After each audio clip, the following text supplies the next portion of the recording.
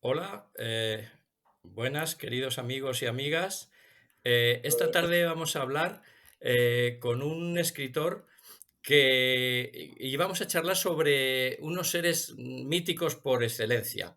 Para ello estamos con el escritor Alejandro Robles, que nos habla desde Miami.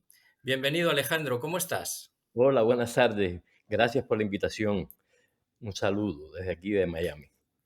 Muy bien, Alejandro, has escrito el libro Gabinete de Dragones, que está publicado por Eolas Ediciones. Un Ujú. libro que mira a los dragones desde 80 perspectivas diferentes. ¿Por qué? Porque ese libro está materializado por 80 relatos y todos, absolutamente todos, como su nombre indica, Gabinete de Dragones, hablan sobre dragones. ¿Cómo fue, Alejandro, que elegiste estos fantásticos personajes como protagonistas de tu libro? Bueno, yo creo que eso responde a una obsesión infantil. Siempre estuve obsesionado desde pequeño con los dragones, eran criaturas que me fascinaban. En algún lugar Borges dice que el dragón es una criatura necesaria para la imaginación porque surge en diferentes latitudes y en diferentes épocas bajo los mismos rasgos, ¿no? Vuela, echa fuego por la boca. Y yo creo que todo aquello que se repite es lo que perdura. Y la figura del dragón se ha explotado hasta el cansancio, ¿no? Yo creo que intenté hacer un libro de zoología con relatos y a través de relatos, pero que sea tan variado como la zoología de los sueños, ¿no? Este es el libro, un libro pequeño de la editorial Eola, muy linda la edición, editado por Natalia Álvarez Méndez y Ana Abello Verano. Es una muy linda edición. De hecho, la portada la hizo mi hijo. Él eligió un origami cubierto de letras porque él dice que funde el oriente con el occidente, es decir, las letras que parecen escamas y el origami pertenece al oriente y las letras a occidente. Eh, yo siempre he sentido fascinación por los dragones y creo que en este libro exploré todos los senderos y todos los caminos posibles con relación a los dragones. El libro se llama Gabinete, aludiendo a los famosos cuartos de maravilla, los gabinetes de maravillas de la antigüedad. Y este libro es una suerte de gabinete, pero de dragones en sí. Sí, así es. Bueno, como has dicho tú que decía Borges, el dragón está presente en muchas culturas, tanto orientales como occidentales. Sí. En muchos aspectos religiosos, culturales, artísticos. eh, ¿Cómo se explica que un ser tan irreal como complejo, porque es verdaderamente complejo, puede estar en el acervo cultural de tantos pueblos distintos? ¿A qué piensas que se debe? Bueno, es lo que decía Borges, que él cree que es un animal necesario para la imaginación de los hombres, porque es fabuloso, ¿no? Un ser que vuela, está cubierto de escamas, arroja fuego, y él considera que era un ser necesario para la imaginación. Y como te decía, aquello que se repite con mucha insistencia es lo que perdura, por eso perdura la imagen de la crucifixión, se ha repetido tanto que perdura, perduran los santos, las vírgenes, Marilyn Monroe, por ejemplo, que es una imagen que se ha repetido hasta la saciedad. Y con el dragón ocurre lo mismo, es una imagen que se ha repetido mucho dentro de la cultura y eso lo ha hecho perdurar. Es Eh, un animal para siempre, digamos, no es un animal efímero o una sí, criatura. y tanto que perdure. Nosotros en la tradición católica pues tenemos San Jorge y el dragón, San Jorge y el dragón. Yo le que son, dedico uno claro, de los pues, relatos a San Jorge y el dragón, pues en claro. los relatos como se Y, y luego, yo en tu libro, los relatos los hay más grandes, hay microrelatos, todos son bellísimos, pero yo no me resisto a dejar de comentar uno que cuando lo leí pensé que era el reverso del microrrelato del dinosaurio de Monterroso, y es el ah, relato de el dragón que sabe pasar de soy a era. a Hera. Sí, Sí, eso. sí. Sí, ahí hay un tono que alude indirectamente a Monterroso. En el libro hay de todo, hay ocurrencias, hay aforismos, hay microrelatos, como tú dices, hay muchas referencias literarias, ahí explora también mitos. Hay de hecho un cuento que se puede leer en dos sentidos, se lee de arriba hacia abajo y de abajo hacia arriba y lees dos cuentos diferentes. Es un libro lúdico, hay cuentos que se conectan entre sí. La verdad yo de pronto me sentí poseído por los dragones, veía dragones en todo y escribí sin cesar. Yo creo que escribí cerca de 200 relatos y elegí los que más me gustaban, ¿no? Y aunque no es un libro para niños, un libro para adultos, yo creo que esa obsesión infantil que yo siempre he tenido por los dragones, es decir, desde pequeño, está presente en el libro, yo creo. Sí, es verdad que haces un repaso, es un libro muy erudito, porque hablas del dragón, pero desde muchas perspectivas distintas. Una de ellas que me llamó muchísimo la atención, hablas de Diderot, del enciclopedista Diderot, Oh, y sí, hace referencia a que él hizo una recopilación de cosas de la dragones dragontología, llamada algo así como zoología, la dragoncología, dragontología. una dragoncología. Que yo, sinceramente, Alejandro, no sé si es una cosa que tú te has inventado No, es o tiene, totalmente o apócrifo. tiene visos de realidad. Es totalmente apócrifo. Lo que pasa es que Diderot era enciclopedista y entonces yo le atribuí esa antología a él, pero es falso. Y es un dragón que ha aprendido a escribir y cuando necesita estar muy lejos de sus pensamientos y de los pensamientos febriles, escribe con la punta de la cola, de manera que se aleja de la cabeza, ¿no? Y yo le Sí, atribuí esa historia a Diderot, pero es totalmente falsa, es sí, apócrifa. sí, Tiene muchas cosas apócrifas, como por ejemplo hay un texto que yo le atribuyo a Kafka, a los diarios de Kafka, y es falso. Tiene muchas cosas apócrifas el libro, ¿no?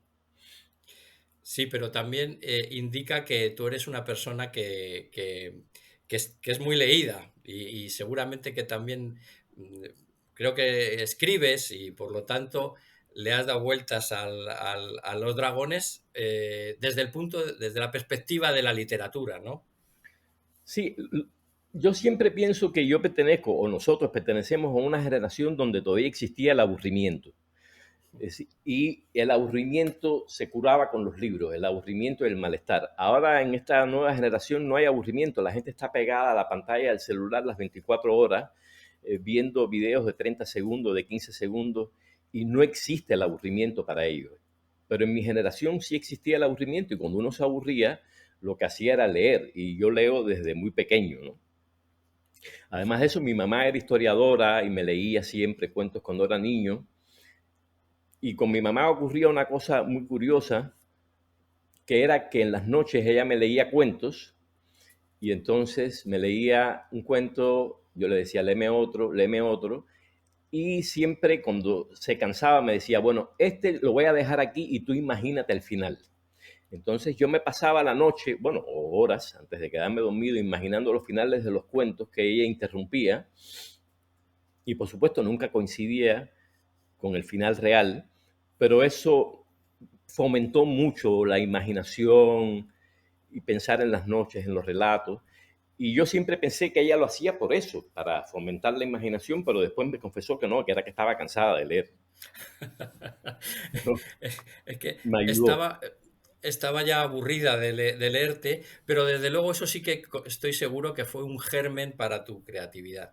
Claro, Y creo que es muy interesante leer a los hijos o a los nietos también, porque les mete en el cuerpo en el lo que aquí decimos el gusanillo el gusanillo, claro. de la creatividad y Incluso si tú le prohíbes a un niño que lea, como a los niños les gusta hacer las cosas prohibidas, va a terminar con un libro en la mano.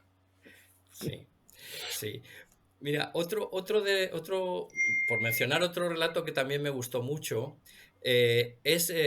tú hablas en alguna ocasión, dices que el deseo, el deseo de una serpiente es convertirse en un dragón, porque un dragón es como una serpiente evolucionada, Claro, puesto que puede volar y además pues puede echar fuego por arrojar la fuego. boca. Y es decir, que cuando una serpiente va hacia adelante o se hace grande, se convierte en dragón. Pero también en ese mismo cuento dices una cosa maravillosa, que es que cuando el dragón va hacia abajo, lo que le gustaría es convertirse en gusano de seda, que Claro, y en vez de arrojar polvo. es el colmo de la metamorfosis, Claro, el gusano de seda, porque en vez de echar fuego por la boca, lo que echaría serían unos pañuelo. excelentes pañuelos de seda, ¿no? Sí, Eh, sí. Ese es muy ese, pequeño, ese sí, microrrelato. sí, Y pero es muy quieto. y es un relato de ida y vuelta de cómo uno pasa a dragón y luego cómo vuelve de dragón, pero siempre con un espíritu muy poético que a mí me ha gustado mucho.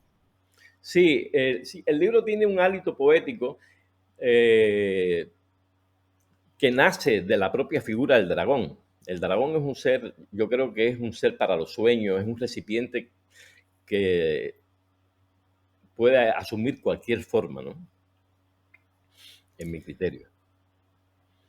Sí, en tus relatos hay, claro, todo tipo de dragones. Hay dragones fieros, pero hay también dragones tiernos.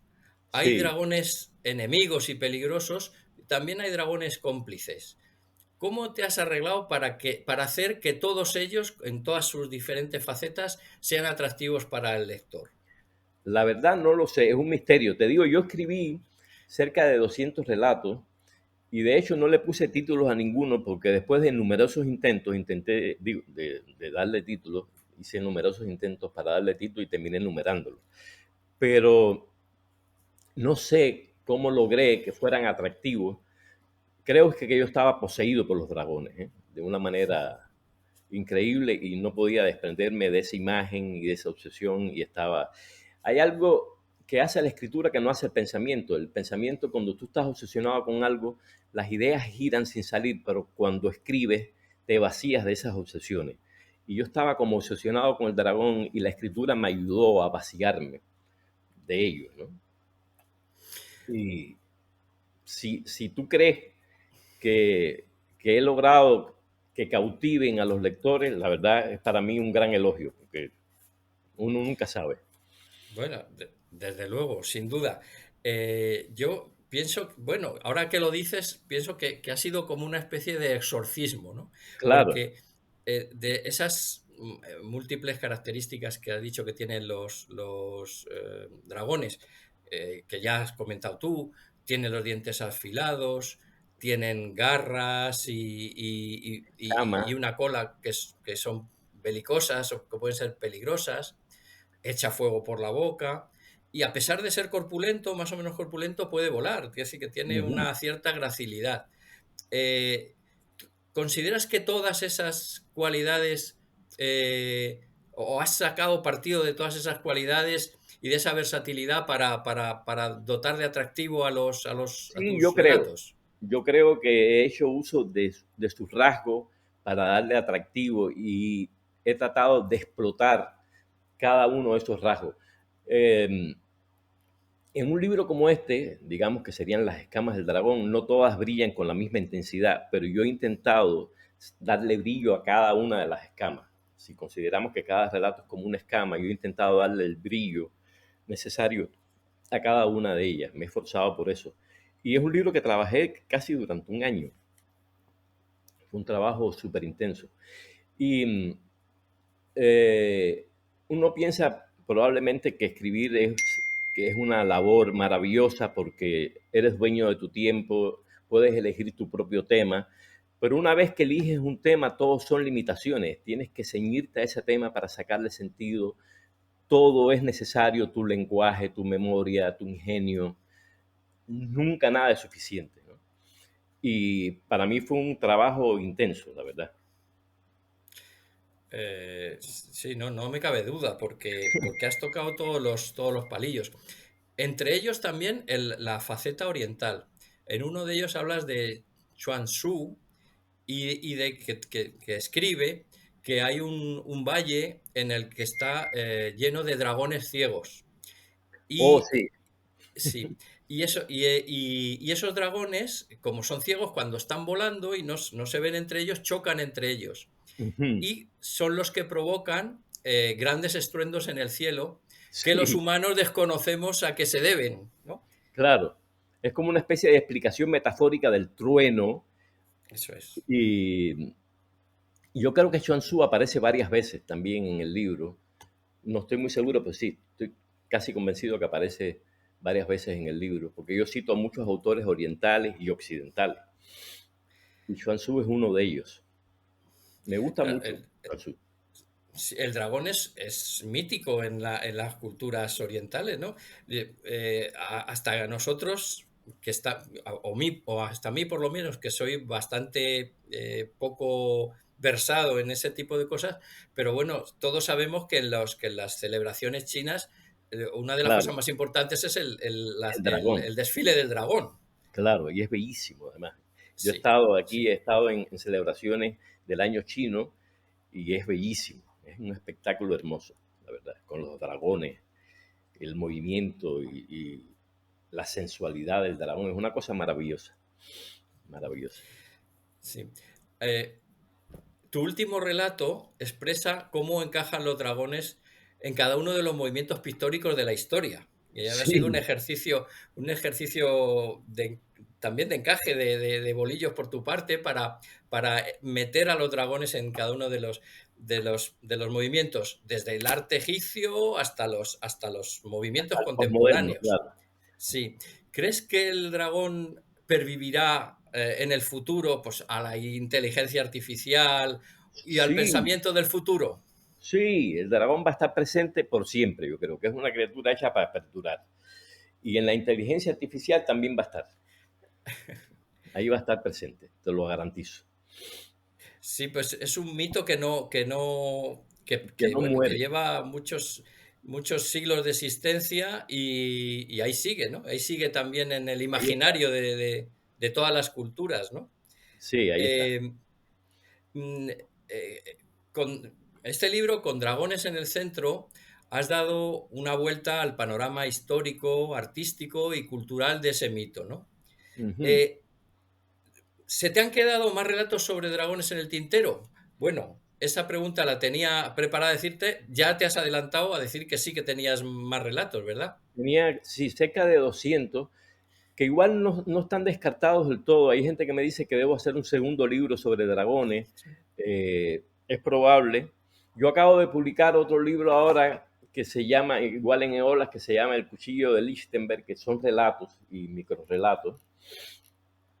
Y en este libro de Lichtenberg hay un relato sobre dragones que debió estar en este libro, pero está en El cuchillo de Lichtenberg. Y El cuchillo de Lichtenberg también son relatos breves y viene de una frase de Lichtenberg que dice el cuchillo sin hoja al que le falta el mango, es decir, que no hay absolutamente nada. Y de hecho en ese libro hay un relato que está, las páginas están en blanco, que se llama El cuchillo de Lichtenberg, porque si no hay ni hoja ni mango, no hay nada. El cuchillo de Sí. Lichtenberg está totalmente en blanco. Y en este libro hay relatos también, es decir, hay un relato de dragones. Y se me han quedado muchos que probablemente los pueda trabajar en algún momento y hacer un segundo volumen sobre dragones. Mucha gente me dice, es tan lindo el libro que deberías hacer un segundo libro. Es probable que lo haga, porque sí me quedaron muchos que se pueden trabajar. Muchos, muchos. Sí, bueno, se me acaba de ocurrir que ese relato del cuchillo de Lichtenberg es como esa famosa, no recuerdo el título, pero una famosa obra musical que es Silencio. Y Es es, silencio, claro. no sé, una serie de minutos de absoluto silencio, ¿no? Pues Absoluto silencio. en el No, aspecto muy literario, es en el muy aspecto geniosa la literario frase has de, trabajado tú esa faceta, ¿no? claro, Del silencio. el silencio. Sí, es que la frase de Lichtenberg es muy ingeniosa. Le gustaba mucho a André Breton eso del el cuchillo sin hoja al que le falta el mango, porque absolutamente nada hay ahí. Entonces, a mí me pareció muy atractiva, muy magnética. Y el título es misterioso, El cuchillo de Lichtenberg. Tú dices, ¿qué cosa es eso? Entonces, y son relatos breves igual, ¿no? Sí. Eh, Me gustaría, casi fuera de programa, me gustaría preguntarte, tú eres cubano de Ujú. origen, vives en Miami y me gustaría saber qué piensas de lo que está ocurriendo en Estados Unidos con hacia la lengua española, el tratamiento que se le está dando a la lengua española y al lenguaje en español, ¿no? Parece ser que han retirado de la web, de la web del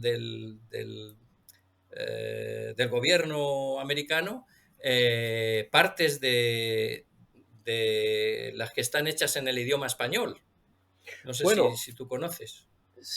eh, hay creo que un presupuesto destinado al periodismo independiente que creo que ha sido retirado. Y gran parte de ese periodismo independiente es periodismo en español. Pero Miami es una ciudad muy cosmopolita y la verdad está llena de latinos y de hispanos. Y el idioma predominante de Miami es el español. Aquí casi Así todo el es. mundo habla español. Aquí donde quiera que miras hay alguien que habla español. Es la lengua primordial y sí sientes mucho afecto hacia las personas que hablan español. No hay ninguna discriminación al respecto.